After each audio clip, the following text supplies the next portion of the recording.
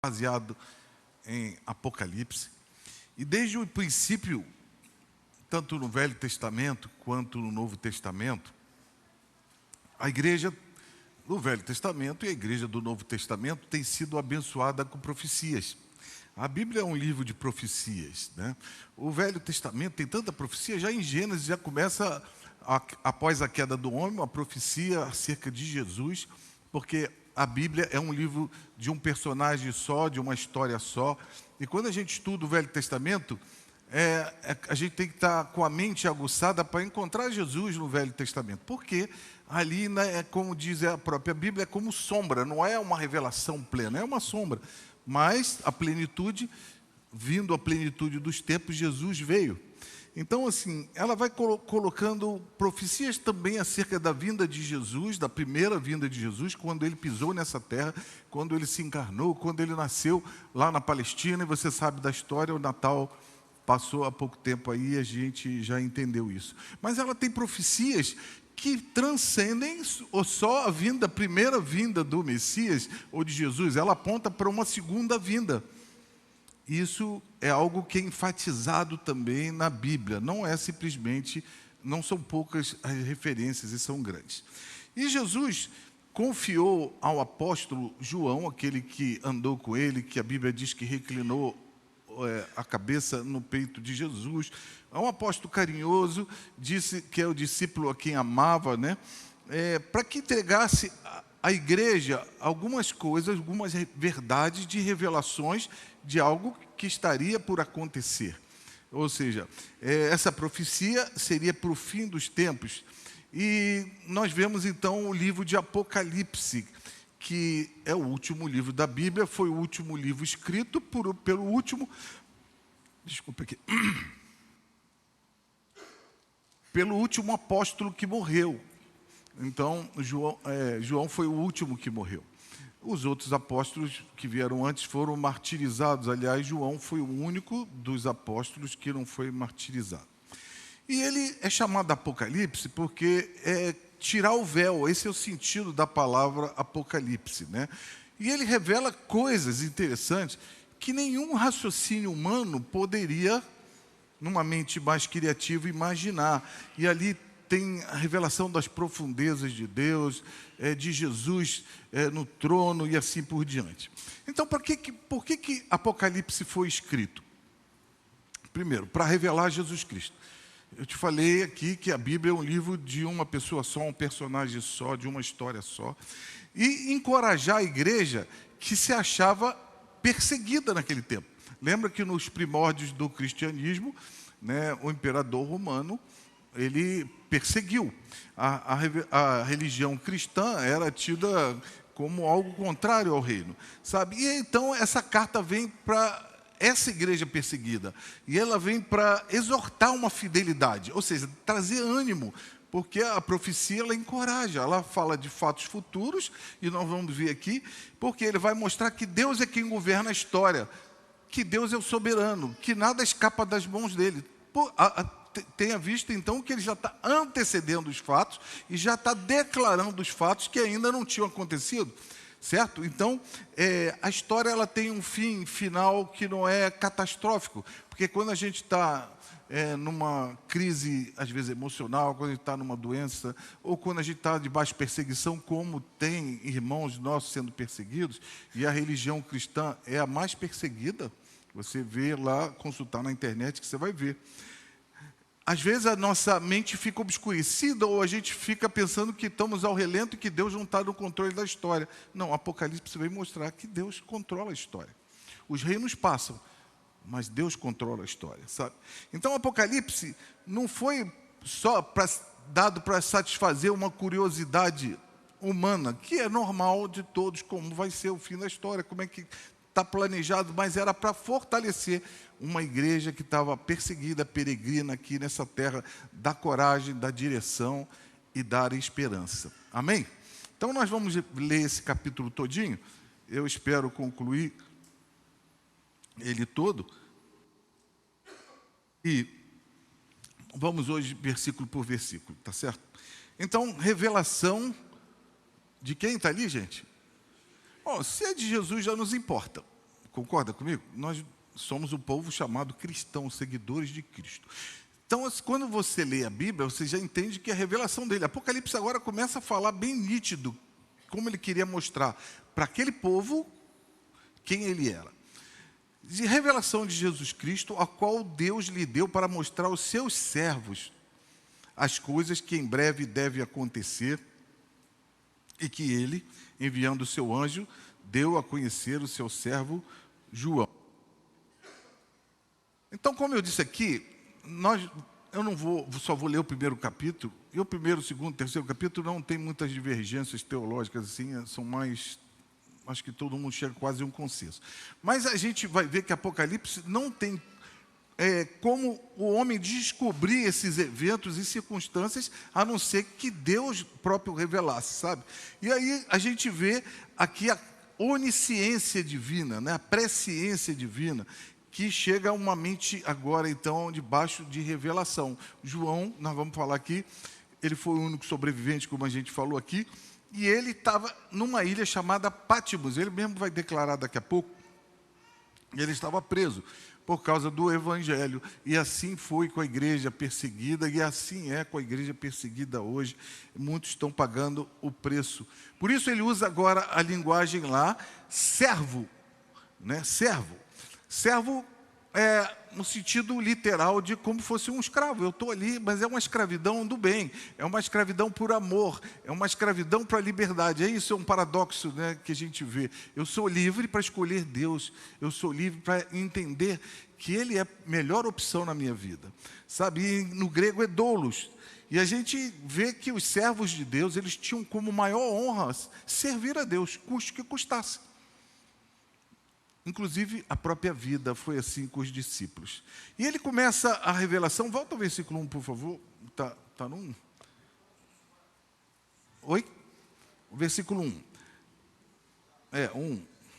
Ó, revelação de Jesus Cristo, quando eu falar, você vai pulando, tá? A qual Deus lhe deu para mostrar aos seus servos as coisas que em breve devem acontecer e que ele, enviando o seu anjo, deu a conhecer. Bom, as coisas que em breve hão de acontecer. Havia uma expectativa na igreja de então, da época, de uma, como é que eu posso falar? Uma certeza e uma iminência da volta de Jesus. Mas, foi 2000 anos atrás. Nós estamos lendo hoje, 2000 anos depois de Jesus Cristo, né? Olha só, a gente precisa ler o Apocalipse e ter cuidado para a gente não ser, como é que eu posso falar, sensacionalista, porque hoje tem muito na internet cavaleiro do Apocalipse e toda hora inundando de um monte de coisa que deixa as pessoas mais nervosas do que calmas. Apocalipse veio para acalmar a igreja, veio para trazer esperança, veio para encorajar, para não ter medo do futuro, né? Por isso ela vai revelar um Jesus Cristo soberano, sabe? Então, aqui começa aquela questão de ser breve. Para Deus é breve, talvez para nós não, mas agora há um entendimento que a gente vai tentar evoluir aqui, tá bom? Pode ir para o 2 agora. Que atestou a palavra de Deus e o testemunho de Jesus Cristo, tudo o que viu. Então, João conviveu com Jesus, gente. João viveu 3 anos e meio, ele tocou, a carta de João até, uma carta dele, a primeira carta, ele fala lá que os nossos olhos viram e que as nossas mãos tocaram da palavra da verdade. Ele viveu com Jesus quando era carne e osso, antes de Jesus ter morrido, ressuscitado e ter ido assuntos aos céus. Então, ele era uma testemunha ocular aqui, né? E sabe, tudo o que ele quer dizer aqui, que nada do que ele vai falar agora é invenção dele, ele é testemunha, tanto da visão que ele vai descrever, né? E era o registro, então, do que Deus falou, do que Jesus enviou para ele. E assim não acrescentou nada, e a Bíblia fala que tem uma maldição para quem acrescenta alguma coisa ao que Deus falou. Porque você está se arvorando no lugar de Deus, ou mentindo, ou colocando uma falsa profecia, né? Então ele fala no versículo 3, por favor. Bem-aventurado, ou feliz, muito feliz, aquele que lê. Bem-aventurados aqueles que ouvem. Você está lendo e você está tendo a graça agora de ouvir as palavras da profecia, mas olha só, quem lê, quem ouve e quem guarda as palavras da profecia, pois o tempo está próximo, sabe? Então, pense que essa carta, naquele tempo não havia Bíblia impressa, não havia um projetor para que você leia aqui, como a gente tem esse privilégio. Aquela carta era lida, porque não tinham Bíblias espalhadas, nem as cartas. Era difícil de chegar, né?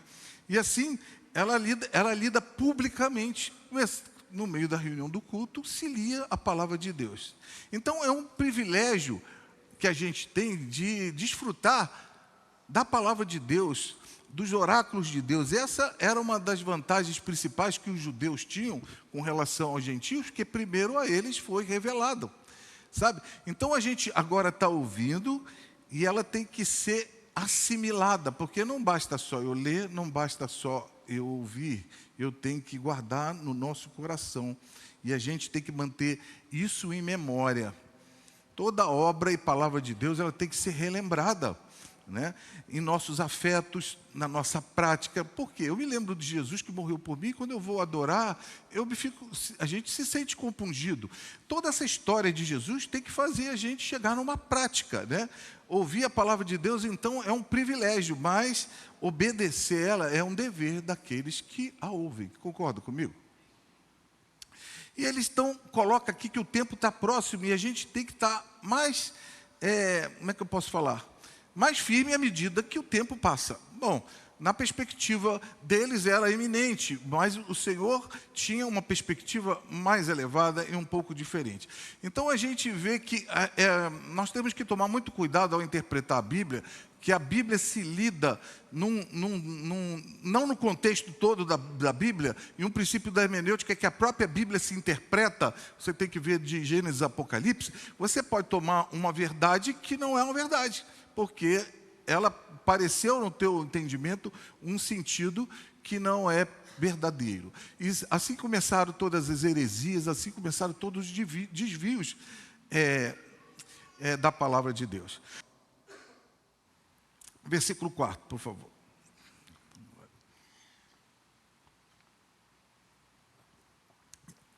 E vamos desculpar que eu estou com a garganta esquisita assim, parece que tem um negócio aqui. Então complica um pouco. Então João, o apóstolo, que escreveu as 7 igrejas que estão na província da Ásia. Que a graça e a paz estejam com vocês da parte daquele que é, que era e que há de vir, da parte dos 7 espíritos que estão diante do seu trono. Bom, agora você vai vendo como o Apocalipse tem que ser interpretado, né? A Bíblia, ela fala muito de números, chamada numerologia bíblica. Então, o 7, ela aponta para aquilo que é pleno, perfeito. E quando ele escreve essas 7 igrejas, eram igrejas verdadeiras, igrejas locais, que se reuniam com uma reunião como a nossa aqui, sabe? E talvez eles fossem centros bem localizados, que então pudessem enviar essas cartas a outras igrejas, de maneira que quando se refere aqui Apocalipse às 7 igrejas, está se referindo a uma totalidade da igreja, né? Porque o número certo, 7, como eu vou repetir aqui, representa a totalidade, representa aquilo que é perfeito. Então, quando ele estava escrevendo as 7 igrejas, ele estava escrevendo a todas as igrejas de todas as gerações, inclusive a nossa aqui, porque hoje estamos abordando esse assunto. Depois você vai ver que no capítulo 2º e capítulo 3º de Apocalipse, há uma direção específica para cada igreja, uma carta, em que Deus diz: eu conheço as tuas obras. E Ele sabe das nossas obras. E Ele vai dar uma avaliação, uma ótica divina, como essa igreja se comportava, sabe? E agora Ele anuncia uma bênção especial, que é sobre todos. Ele começa graça e paz, né? Da parte de Jesus Cristo, a fiel testemunha. Segue um pouquinho. Isso. Mais um, por favor, deixa eu ver aqui. Não, volta. Isso. Da parte, volta mais um. Isso, 4. Aqui só está cortando, né? É que esse versículo é grande aí, né? Ele anuncia agora a bênção. E ele coloca graça e paz. E a graça é a boa vontade de Deus, para a nossa vida, um favor imerecido, e a paz é consequência daquele que experimentou a graça. Então, o que é isso? A paz é o restabelecimento da harmonia do relacionamento entre Deus e os homens. Haja vista que os nossos pecados, eles ofendem a Deus. Deus é tão puro de olhos, diz a Escritura, que não pode ver o mal. Mas agora Jesus Cristo, então, morreu em nosso lugar. Com Ele morreu a nossa culpa. Ele levou sobre si de maneira que agora eu tenho acesso, e hoje a gente cantou, a presença de Deus é o santo dos santos, né? Onde tem a graça, tem a paz. Onde não tem a graça, não tem paz. A falta de paz na humanidade é falta da graça de Deus, sabe? E assim ele coloca Deus ali em primeiro lugar. Pula o quarto versículo. Quarto, por favor. Isso. Que a graça e a paz estejam com vocês, da parte daquele que era, que é e que há de vir, da parte dos 7 Espíritos de Deus. Bom, vamos começar a diluir isso aí, que eu sei como tem uma linguagem, às vezes, metafórica no livro de Apocalipse, a gente precisa de uma compreensão um pouquinho maior. Ele coloca, então, da parte daquele que era e que há de vir. Né? Deus o Pai, aqui está se denominando Deus o Pai. Deus o Pai é a primeira pessoa da bendita trindade de Deus. E Pai de nosso Senhor Jesus Cristo. Nós vamos falar sobre os 3. Aliás, é um mistério a trindade. Por mais que você estude, ninguém explica a trindade. Esse tema é discutido no meio acadêmico, né, teológico, mas ninguém consegue explicar isso totalmente. O fato é que, se fosse explicar, se a mente humana conseguisse explicar Deus, ele não seria o Deus que é. Concorda comigo? Ele é tão grande, tão impenetrável, que não dá para a mente querer raciocinar Deus e pensar que vai descobrir tudo de Deus assim. Não temos essa capacidade. Então ele começa a falar que a graça e a paz vêm do Pai, daquele que era, que é e que há de vir. Sabe, nós estudamos há pouco tempo na célula aqui, o livro de Êxodo, o início do livro de Êxodo, e quando Moisés vai a Faraó e é questionado, como eu vou dizer, quem me enviou? Ele fala, ou eu sou, ou eu serei. Todas as opções são válidas aqui, me enviou a vocês. Então, eu continuo sendo, eu serei no futuro. Ou seja, Deus não dá nem para se definir Deus. A gente chama Deus de Pai, ou Deus Pai, mas a Bíblia quer dizer o seguinte, é uma amplitude, é uma mente tão grande.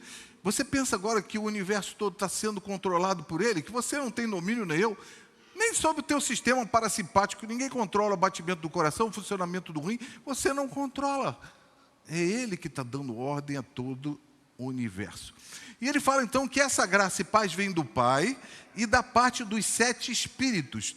Então, como eu disse aqui, eu falei sobre a numerologia bíblica, falei sobre a importância do número 7, e não vou falar dos outros números para não confundir mais, mas aqui está falando também da plenitude, ou seja, 7 aqui está se referindo ao Espírito Santo, é um Espírito perfeito, infinito, né, em que há uma diversidade de dons aqui, operações. Ele estava diante do trono e ele também, o Espírito Santo, nos concede a bênção, a graça e a paz. Versículo 5.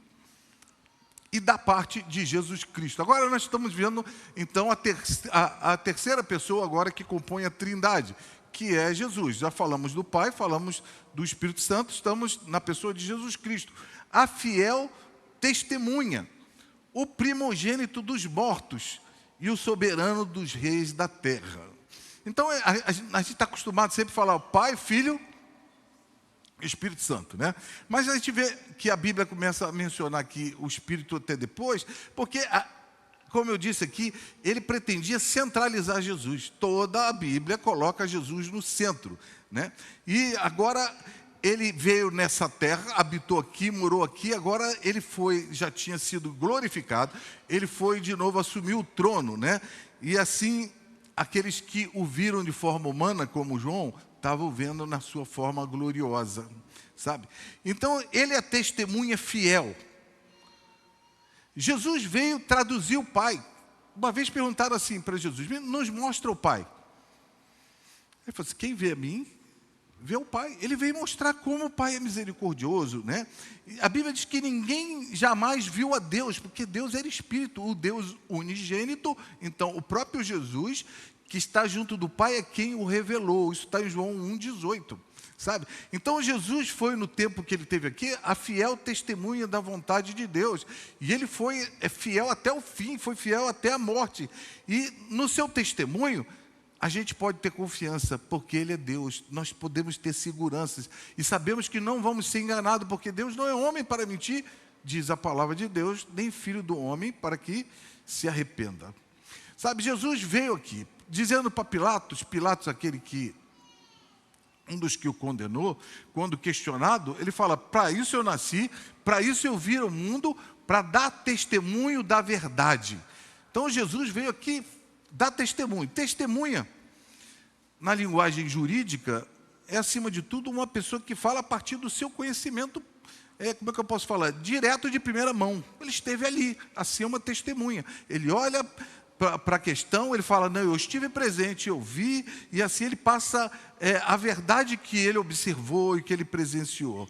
Assim nós estamos vendo, Jesus é a testemunha do Pai, é a hermenêutica de Deus, ele interpreta a Deus, porque ele veio, se identificou com o Pai e cumpriu toda a vontade de Deus. Até aí está tudo bem, irmãos?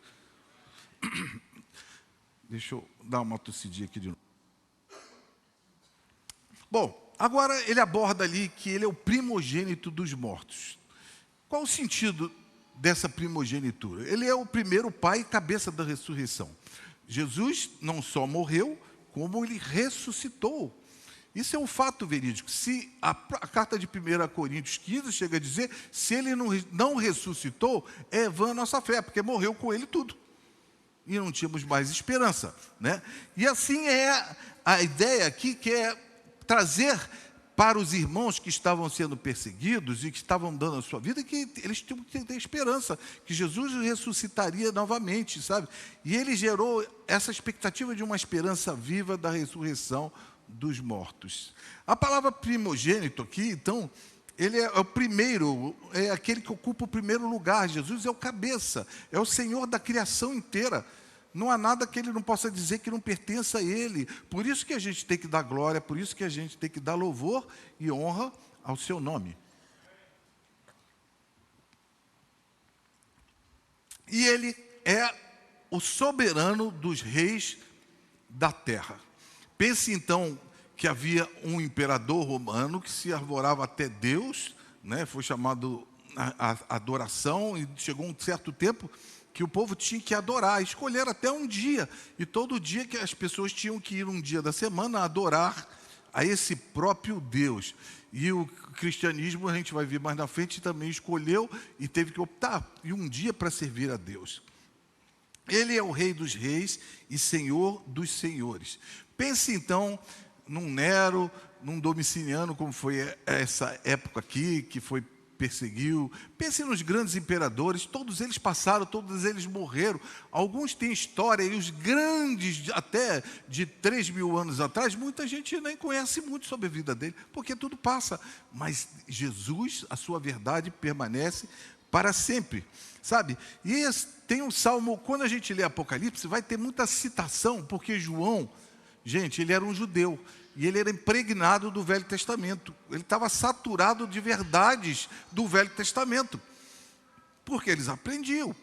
Agora, ele vai ver muitas coisas, ele vai se referir, ele vai ter como base alguns livros de Isaías, de Zacarias, de Números, de Salmos, porque ele vivia essas verdades, né?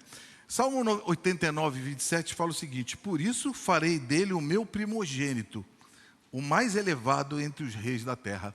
Você está vendo que já há o profetizado lá atrás, que está agora João falando, se referindo a algo do passado que ele tinha. Sabe, para os eruditos judeus, essa era uma forma de descrição do primogênito para o próprio Messias. E é Jesus, então, é aquele Messias que iria governar. Mas olha que coisa linda, volta lá, por favor, ao versículo. Aquele que nos ama e pelo seu sangue nos libertou dos nossos pecados. Bom, se você está sofrendo, se você está em angústia, importa quando você vê que alguém ama, está perto de você. Agora pense então, se você está sofrendo por amor a esse ente que é o Deus, que é Jesus Cristo, importa a igreja saber que ela é amada, sabe? E que nos libertou dos nossos pecados. Então, gente, eu queria chamar a atenção para o tempo dos verbos aqui. O verbo amar está no presente. Jesus ama. E agora, nos libertou dos nossos pecados, está no passado. Ou seja, a libertação é uma só. O sacrifício foi um só. Já aponta para tudo que Jesus fez, sabe? E que está à nossa disposição à medida que eu entendo essa verdade.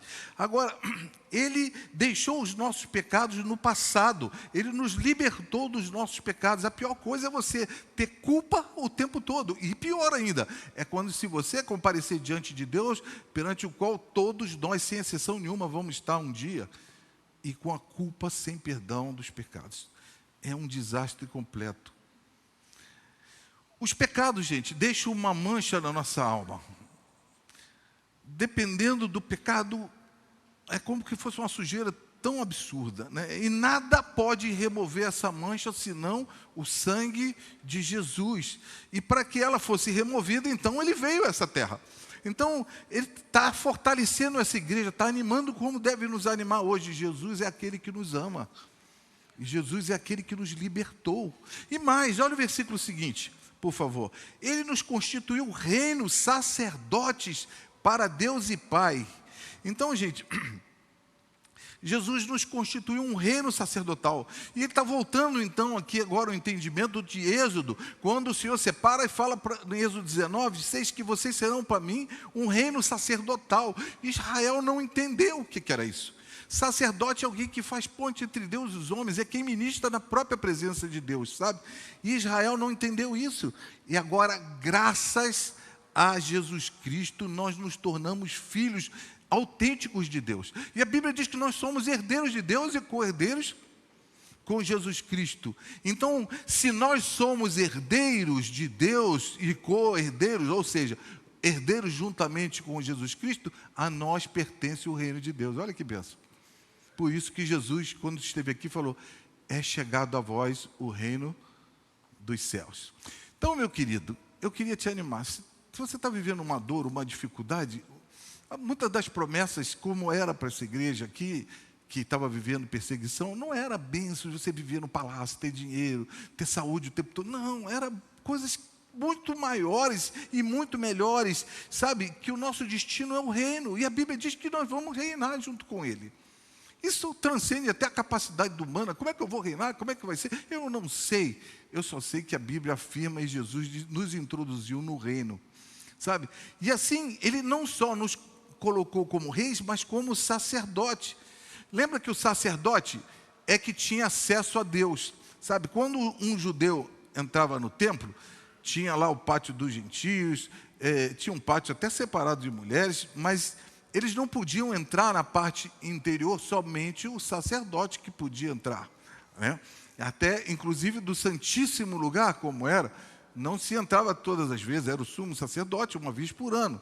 Então, ou seja, agora todos nós fomos inseridos através de Jesus, pelo um caminho que diz no livro de Hebreus que Ele nos abriu, acesso além do véu, que o véu é que separava esse compartimento do templo, né, que dividia, que não podia ir além. Jesus abriu esse novo e vivo caminho. E quando Ele morreu, diz a Bíblia que o véu foi rasgado de alto a baixo, mostrando que foi uma iniciativa divina que rasgou. Porque normalmente, se o homem é mais baixo, vai ter que cortar aqui para ir para cima, ou até puxando depois, né? É difícil. Agora a gente vê que foi assim, o véu foi rasgado de alto a baixo. Então nós somos hoje sacerdotes do Senhor. Por que você pode adorar a Deus? Porque você hoje é sacerdote de Deus. Por que você pode orar e ter o privilégio de orar? Porque você hoje é um sacerdote de Deus. Então Ele nos constituiu reino e sacerdotes para Deus e Pai. A Ele glória e domínio para todo sempre. Amém. Quem diz amém aí? Amém. o versículo seguinte. E ele vem com as nuvens. Olha só, agora já começa a profetizar essa chamada parousia, ou segunda vinda de Jesus Cristo, e todo olho verá, até mesmo aqueles que o transpassaram. E todas as tribos da terra se lamentarão por causa dele. Como eu disse aqui, a segunda vinda de Jesus é um fato que vai acontecer. Ainda não veio, ainda não chegou a hora, né? Não cabe a nós predizer quando será, mas vai acontecer, e a Bíblia diz que vai ser público, aqui todo olho verá. Só que essa glória, essa vinda gloriosa de Jesus, vai ser um dia de juízo sobre aqueles que não aceitaram a proposta de Deus, sabe? Então, de agora em diante, a gente vai começar a ver, como eu falei assim, a abordagem principalmente de vários textos do Antigo Testamento. Porque, nesse tempo, a condição que João e a igreja estavam vivendo era antagônica. Quem seguia Jesus, sabe o que parecia? O ostracismo, a prisão, muitas vezes trabalhos forçados, e até morte. Muitos estavam morrendo naquela época. E a melhor forma de manter a coragem, a melhor forma de manter a esperança em tais momentos é lembrar que Deus nunca tinha o abandonado, né? E João fortalece, então, a alma desses irmãos aqui, trazendo a memória contínua da bondade de Deus e do juízo de Deus sobre aqueles que não têm. Porque muitas vezes a gente pode pensar, mas Deus não está vendo nada, Deus não vai fazer nada, olha o que está acontecendo, olha a maldade, olha as pessoas fazendo o que querem, olha a opressão. Não, vai chegar o dia do juízo, Jesus vai vir, sabe? Então, João pronuncia isso aqui, a vinda gloriosa de Jesus, e que esses irmãos que estavam passando esse momento, saberiam que Deus viria trazer a sua vingança. Olha, Jesus aqui, nós vamos ver, é um ser glorioso. Muitas vezes só tem a visão do Jesus bonzinho, do Jesus que é paz e amor. Ele é paz e amor, é óbvio, você viu que ele nos ama, mas para quem não o reconhece, ele vai vir um dia, diz a Bíblia, com vingança. Porque Deus não tolera o pecado. E se você não tem os seus pecados perdoados em Jesus, você está sob a ira de Deus. A chance que a gente tem, a palavra graça é essa, é entender todo esse, como é que eu posso falar, essa história de amor e toda a complexidade de Jesus vir a essa terra para justamente nos resgatar da ira de Deus. Porque o próprio Jesus sofreu a ira de Deus, você sabe disso? Então, quem não se encontra no sacrifício de Jesus, não entende a proposta da salvação, ainda está sob a ira. Só que Deus continua irado, e Ele aplicou a ira em Jesus para aqueles que o aceitam. Está certo? Compreenderam a verdade? E diz aqui que então, até aqueles que, mesmo que os transpassaram, né? Então, meus amigos, para alguns, a segunda vinda de Cristo é uma ameaça, sabia? Ele cita aqui e se apoia em Zacarias 12:10. Bota aí, por favor. Olha só. Zacarias 12:10, final do versículo. Olharão para aquele a quem traspassaram e plantearão por ele. Sabe, os homens crucificaram a Jesus. Mas chegará um dia que esse Jesus que foi preso, que foi cuspido, que colocaram a coroa de espinho, que foi objeto de ódio dos homens, que foi zombado até na hora que estava na cruz, desce daí, né? Ele vai vir agora como um governador, como um dominador universal, e ninguém pode o deter.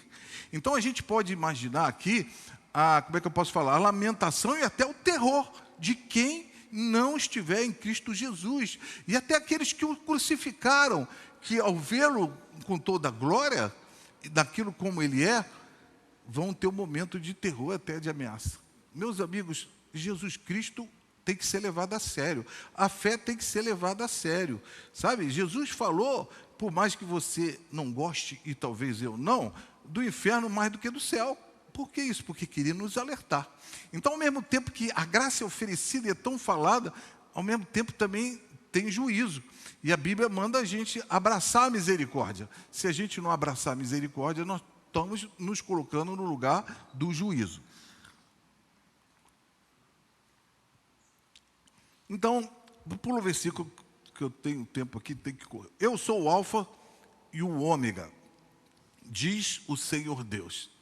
Então veja que a própria revelação é Deus falando. Alfa era a primeira letra do alfabeto e Ômega a última letra, né? Agora, aquele que é e que há de vir, o Todo-Poderoso. Agora, veja bem, não é uma revelação de Jesus Cristo que a gente está lendo? Começa João falando que revelação de Jesus Cristo. Agora, o próprio Jesus se coloca na mesma posição do Pai, de maneira que ele não é uma pessoa inferior. Eu sou o Alfa e o Ômega, diz aquele que era e que é e que há de vir, o Todo-Poderoso. Perceba que quando a gente viu a bênção que João deu lá atrás, falando graça e paz da parte daquele que era e que há de vir, e estava se referindo ao Pai, dos 7 Espíritos, do Espírito Santo, e depois de Jesus Cristo, se lembra? Que a gente falou? Agora, ele se coloca na mesma posição da deidade, ele assume para si a posição de Deus, que como de fato ele o é. Sabe, todas as coisas são dele também, são por ele. E ele se coloca aqui como Todo-Poderoso. Quando diz aquele que era, que há de vir, que é e que há de vir, está falando da eternidade de Deus. Isso é um atributo que só Deus é, no sentido absoluto, porque ele não tem origem e nem... quem explica Deus? Ele não tem origem e ele não é causado por nada, né? Sabe, então não há acontecimento nenhum que ele não saiba. Ele é o Deus Todo-Poderoso. A palavra grega aqui é pantocrator, que é aquele que domina sobre tudo, sobre todas as coisas. Como eu disse aqui, ele está governando o universo. O sol está emitindo esse calor louco que a gente vai sair daqui e vai experimentar, porque há um poder imenso fazendo aquele astro brilhar e ter explosões de maneira que a luz eu não sei se é 7, 8 minutos, chega aqui. Então, pensemos agora nas circunstâncias que João escreveu aqui, né? O poder romano se levantou para esmagar a igreja cristã. Nenhum império tinha o poder de suplantar o poder do imperador de Roma. Roma era conquistador universal, sabe? Era uma potência invencível. E ela subjugava todos. Agora ele fala assim, não, ele é o Todo-Poderoso. Veja que a visão amplia, você não está debaixo só do domínio humano, mas tem alguém que é muito maior. Porque que possibilidades tinha uma igreja sem armas, pequena ainda, né, composta por escravos, sabia? Na maior totalidade daquele tempo. Tem influência contra Roma, contra o imperador. Que oportunidade teria? Humanamente falando, nenhuma. Mas ao pensar deste modo, fica um fator decisivo. Com a igreja estava o Pantocrator, estava aquele dominador, o Deus poderoso. E apesar da história ser caótica, Deus estava governando a história. Amém? Vamos ao versículo 9, por favor. Eu, João, então, de novo ele cita, irmão e companheiro de vocês na tribulação e na perseverança de Jesus, estava na ilha chamada Pátimos, por causa da palavra de Deus e o testemunho de João. Nós vamos entrar agora, já na visão gloriosa de Jesus. João aqui nem se coloca como apóstolo, que de fato ele era. Ele se coloca aqui como irmão e companheiro de vocês na tribulação. Ou seja, apesar dele ser quem era, ele se colocava como todo ser humano tem que se colocar, como irmão, como alguém que participava da igreja, sabe? E ele opta por colocar dessa maneira, porque ele está se identificando com aqueles que estavam sofrendo naquele tempo. Os servos de Deus, então, não estavam sozinhos, todos estavam enfrentando a mesma provação, inclusive João, que estava preso na ilha de Pátimos por causa da palavra de Deus e do testemunho. Para muitos, hoje, falar de Deus, estar num culto como esse, corre sérios riscos, né? E eles não abandonam. Sabe, o farol não apaga a tempestade, mas ela faz o navio, no meio da tempestade, iluminar, ter uma direção para onde ir. E João coloca 3 palavras importantes aqui, ó. Sabe, segue por favor o versículo aqui. Não, desculpe, volta. Eu, irmão, companheiro de vocês, na tribulação, no reino e na perseverança. Bom, já falei da tribulação, que no grego aqui é como se estivesse pressionando, como, digamos, uma rocha, apertando o homem. Depois ele fala no reino e na perseverança. A perseverança, no reino eu falei, já citei um pouco que ele nos constituiu reis e sacerdotes. E aqui entra na perseverança, outra tradução fala paciência, que é aquela que leva, mesmo sob pressão, ela consegue ter resiliência, chegar até o final. E ele se coloca, então, eu sou companheiro com vocês. O que está acontecendo com vocês? Eu estou passando também. É interessante essa identificação, porque alguém falar de fora quando está tudo bem é uma coisa, outra é aquele que está vivendo os mesmos desafios, sabe? E assim ele se coloca numa perseverança. Eu pergunto, estamos nós todos perseverantes hoje e pacientes até na tribulação? Eu sei que tem tribulação que é difícil, eu sei que tem luta, mas nós estamos em Jesus, porque ele fala ali da tribulação no reino, na perseverança em Jesus Cristo. Paulo usa muito, meu pai falava muito quando pregava em Jesus, em Jesus, em Jesus. Sabe? Então, só havia um caminho quando estava sob tribulação, quando estava no meio dessa aflição e glória, que era entender que você estava em Jesus, que você não está perdido. E essa perseverança aqui é o que nós somos chamados, porque a Bíblia diz que só quem perseverar vai chegar até o fim e ser salvo. Tá? Mateus 24, 13 fala isso, né? Paulo também diz que é necessário que nós passemos por muitas tribulações para entrarmos no reino de Deus. Então, problemas na vida do cristão, é comum. É comum. Jesus falou que nós teríamos aflições, mas tende o quê? Bom ânimo. Também em 2 Timóteo 2,12, Paulo, escrevendo para seu discípulo, fala que se sofrermos, também com ele reinaremos. Então, gente, a fé autêntica, ela não se situa na ausência de tribulações, mas na presença de Cristo nela. Amém? Isso faz a diferença.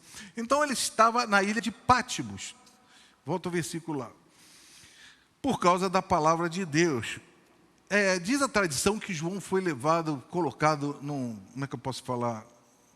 Numa caldeira, não sei, um reservatório com água fervente, outros falam com azeite, com óleo, e depois não morreu. Isso é possível? Sim, porque para Deus nada é impossível. E aí depois, então, o imperador resolveu mandá-lo para essa ilha em que ficava no ostracismo e não tinha como, afastada do continente. Se eu não me engano, quando eu li, acho que era 6 quilômetros, e João estava ali nessa condenação por causa de um imperador chamado Domiciano. Você vai ver a história dos pais da igreja, confirmam exatamente também por que João está ali colocando Jerônimo, aqui Clemente de Alexandria. Todos eles se referiam que João então estava nesse lugar por causa da palavra de Deus, como diz aqui a Escritura. E Pátimos, então, era uma ilha isolada, uma ilha um pouco rochosa. Se você pesquisar na internet, essa ilha existe, né? E assim, ele não estava ali porque ele era um malfeitor, como Jesus não morreu porque era um malfeitor. Não estava ali porque ele cometeu algum crime, mas porque ele era testemunha de Jesus, como acontece em muitos lugares hoje. Nós somos muito felizes de termos liberdade de falar de Deus, de ler a Bíblia aqui, e muitas vezes não valorizamos. Eu estive lendo há pouco tempo, uns 20 dias atrás, falando da igreja perseguida na China. Aí eles estavam combinando culto, era assim, tipo 2 casas que vão se encontrar, porque não pode ter uma multidão de pessoas, não pode ter muita gente que chama a atenção da autoridade. Então eles combinam, assim, hoje vai, digamos, uma família e essa vão se juntar em tal lugar e vão cultuar a Deus.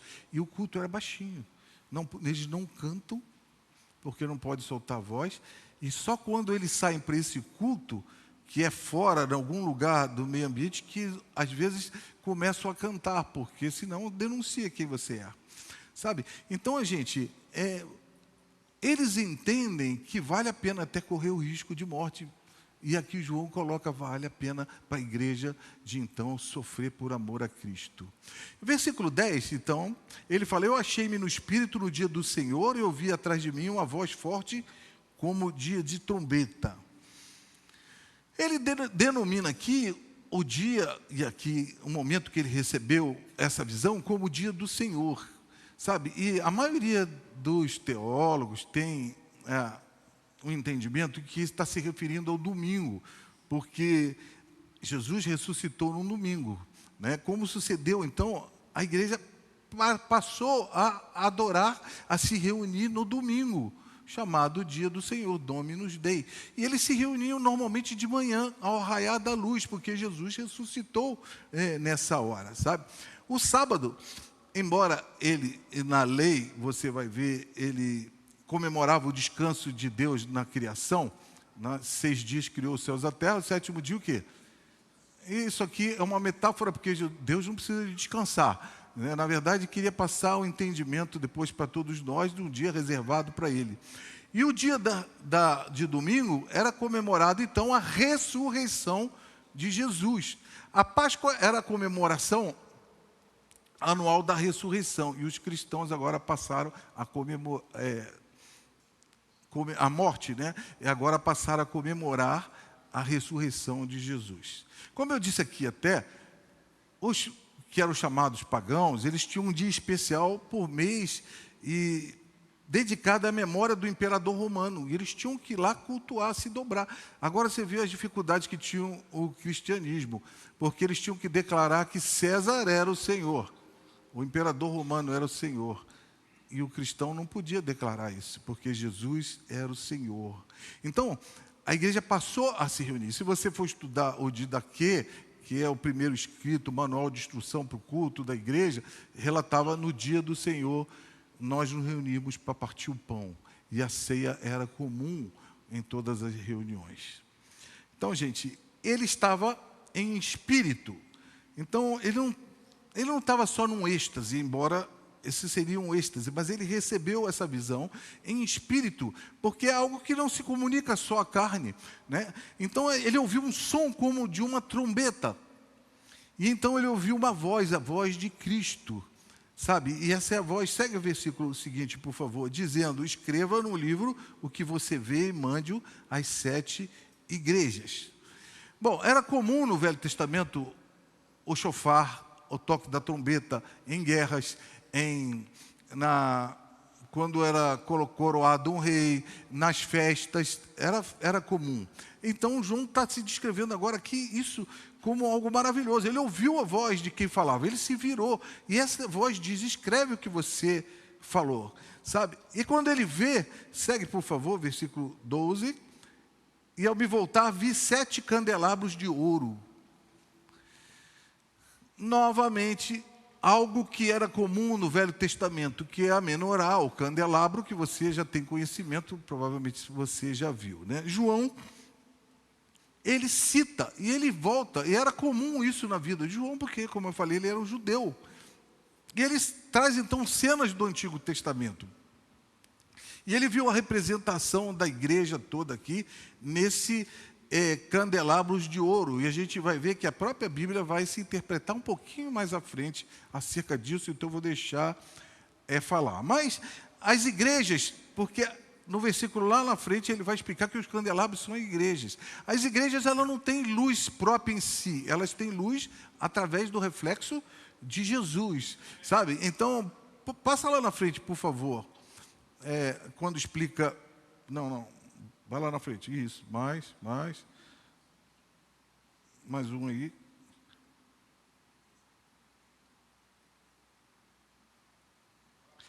Quanto ao mistério das 7 estrelas, que você viu na minha mão, e quanto aos 7 candelabros de ouro, as 7 estrelas são os anjos das 7 igrejas, e os 7 candelabros são o quê? As 7 igrejas. Conseguiu compreender aí? Tá bom, volta no 13 agora. 13. Isso. Agora, no meio da igreja, no meio dos candelabros, ele vê um semelhante ao Filho do Homem. Isso está dizendo o seguinte, que Jesus anda no meio da igreja. Não importa se ela é pequena, se é grande, se está num deserto, se está escondida, se está num grande lugar bonito, numa grande cidade. É interessante que Cristo não observa de longe. Ele vê Jesus o quê?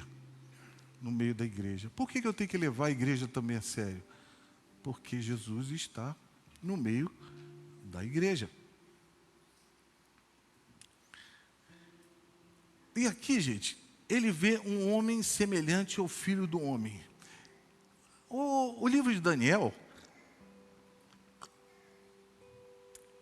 Daniel 7,13, quando fala do ancião de dias, fala que ele também tem o aspecto de filho do homem. Veja que o livro de Daniel foi séculos antes disso, de Jesus próprio vir, mas já colocava a figura, porque eu falei que a Bíblia é um livro de um homem só, de uma história só, falando do filho do homem. E Jesus se colocou como filho do homem no Evangelho. E aqui também João tem essa visão do filho do homem. E ele estava vestido, com vestes talares e cingido à altura do peito e com um cinto de ouro. Duas coisas a gente começa a ver. Os sacerdotes, eles usavam essa veste até embaixo.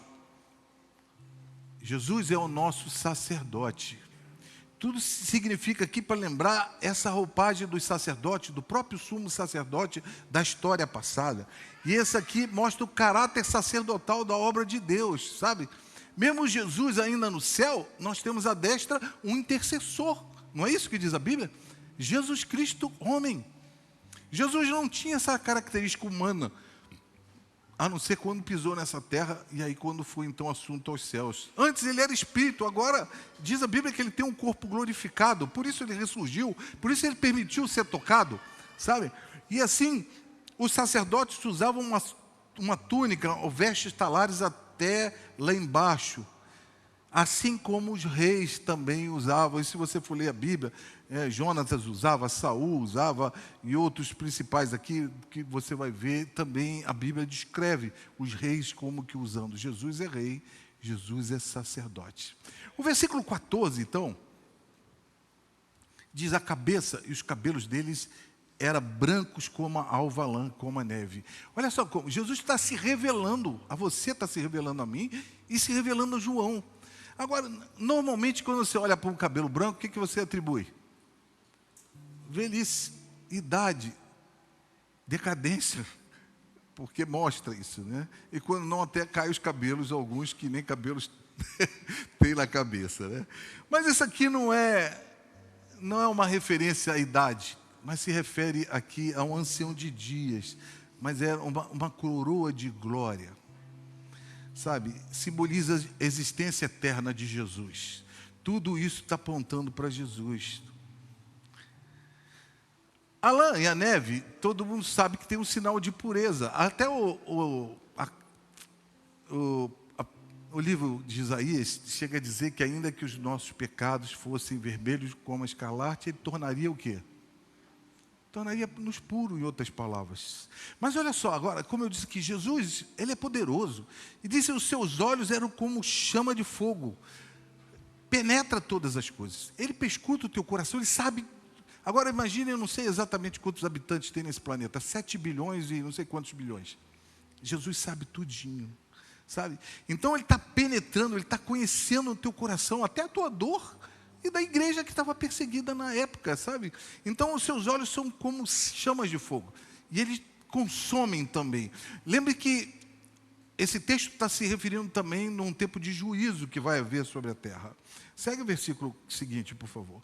Os seus pés semelhante ao bronze polido. O bronze parece meio com ouro, né? Ele é polido, lisinho, brilhante, é forte. Então está mostrando aqui que Jesus vai subjugar todo o poder. Vai chegar o tempo em que todas as coisas, ele vai pisar e esmagar os seus inimigos, diz a palavra de Deus. E a sua voz diz que era como voz de muitas águas.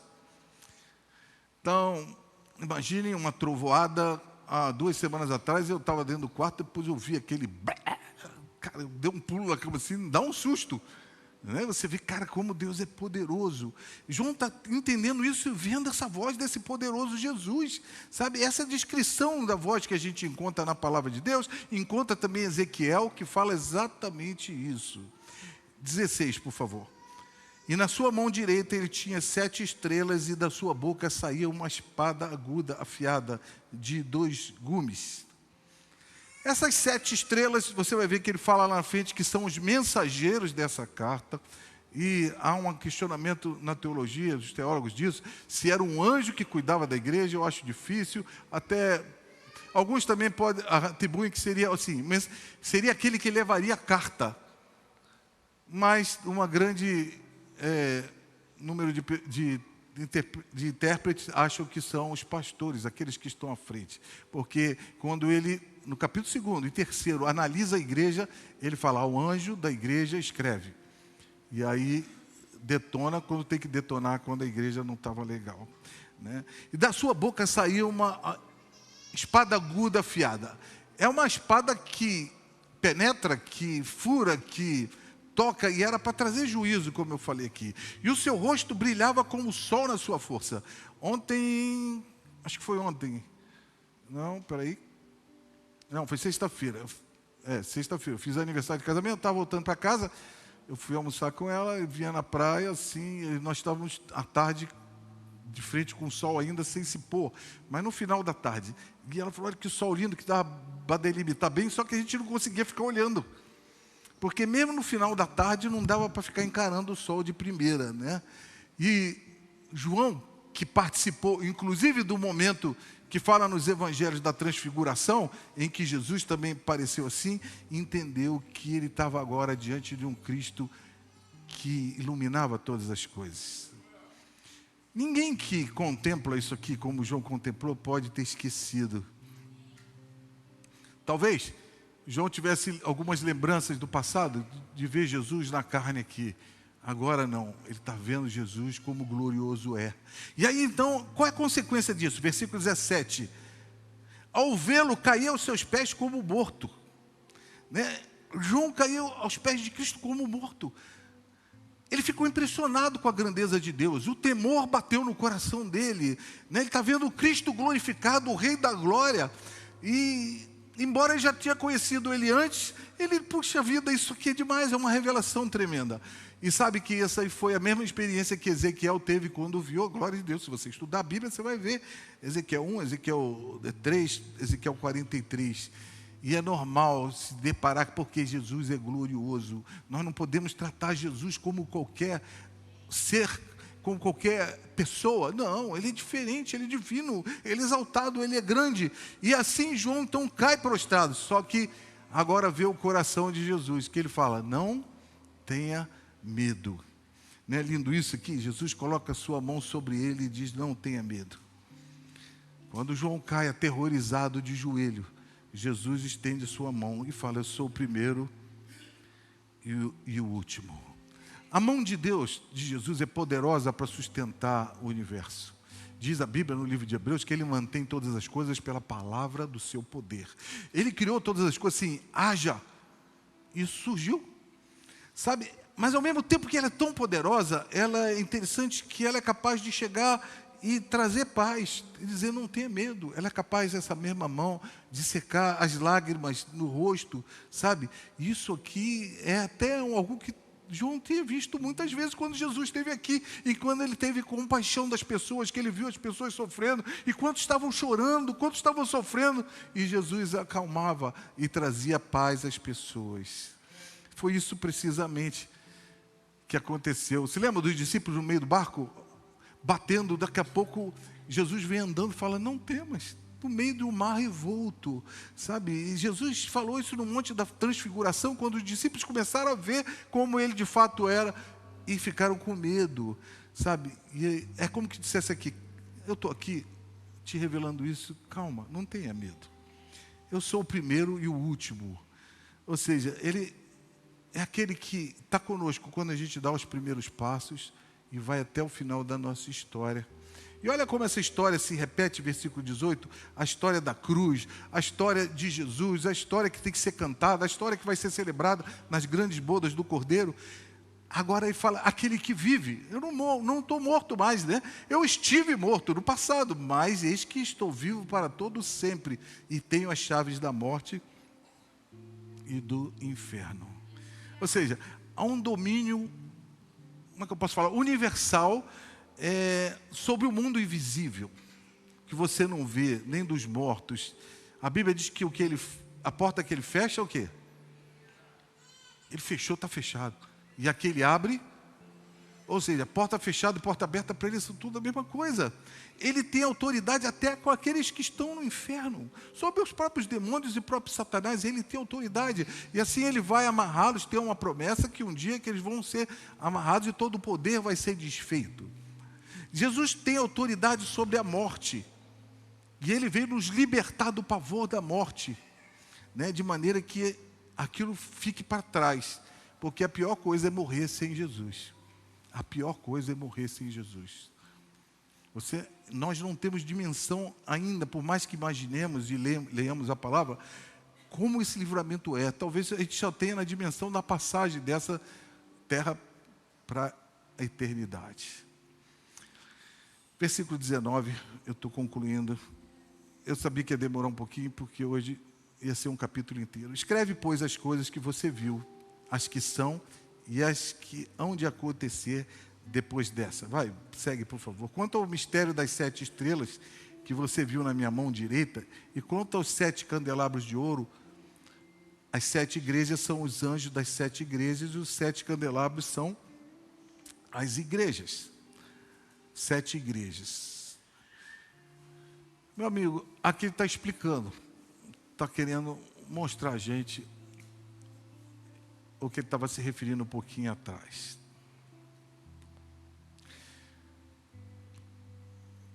Imagine um grande prédio num apagão. Quem mora em prédios altos já experimentou. As luzes se apagam. Quem estiver no meio do elevador fica em pânico, se não tiver gerador, né? Mas digamos que tem uma sala que tem um controle de todas as coisas e que você possa jogar uma luz, uma energia do gerador para o elevador, para o corredor.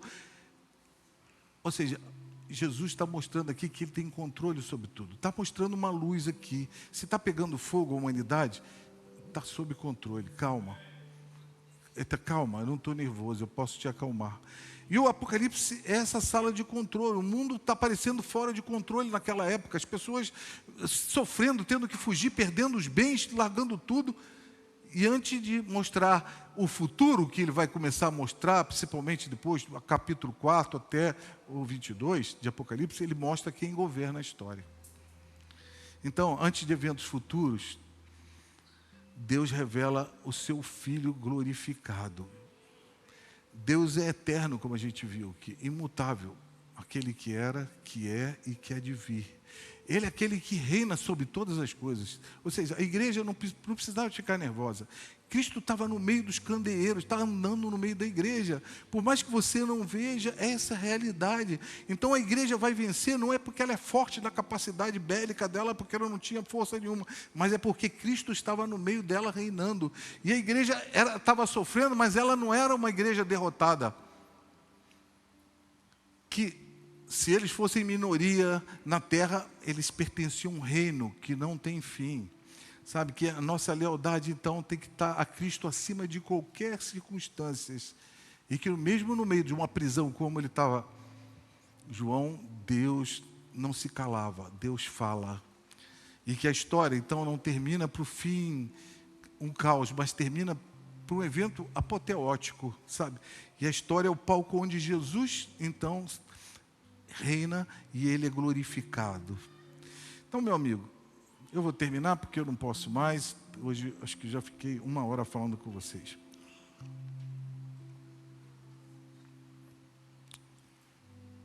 Diante desse Jesus que a Bíblia retrata aqui, a gente pode viver com esperança ou com temor. Nós escolhemos a vida ou a morte. Como eu disse aqui, você pode ser relapso com muitas coisas, mas com Deus, nada. Como a gente viu aqui, se você está sofrendo, Deus está no meio da tua história, está te ajudando. E as nossas mentes têm que expandir quando a gente vê essa revelação do Cristo glorioso. Então, eu estou terminando. Eu queria que a reverência, o respeito, o temor devido a Ele inundasse o nosso coração.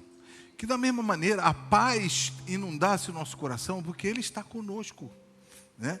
E que a paixão, então, até por Ele, por ser quem Ele é e tudo que Ele fez, aquele que nos ama, e a gente chama aquela via crucis, a paixão de Cristo, né? O mesmo amor que ele se dedicou deve nos inspirar a amá-lo. E assim a gente permitir ser transformado todos os dias. E não só informados. Porque eu estou falando para vocês a Bíblia aqui, a gente pode ser informado, intelectualizar a coisa e não ser transformado. Não ser um espectador, mas você e eu sermos um sacerdote. Aqueles que ministram a Deus, aqueles que estão na sua presença. E que a nossa vida reflita a expectativa de um reino que está por vir ainda no nível glorioso. O reino é chegado a nós, mas nós vamos experimentar a apoteose do reino mais à frente. Que você não se acomode com a tua vida espiritual. Você não trate a igreja de qualquer maneira. Você não se atrase, que você venha aprender com a palavra de Deus, que você chegue na hora, que você seja responsável, porque Jesus está no meio da igreja. Ou você crê nisso, ou então não adianta nem participar da igreja. Porque se você não crê, você está invalidando a importância da igreja, né? E que nós todos estejamos preparados para o encontrar. Seja no arrebatamento, seja na vinda de Jesus, ou seja, na nossa morte, se não vier nos nossos dias, como não foi no deles, estejamos nós para encontrar o justo juiz. E estejamos nós debaixo dessa graça e da misericórdia ofertada. Amém?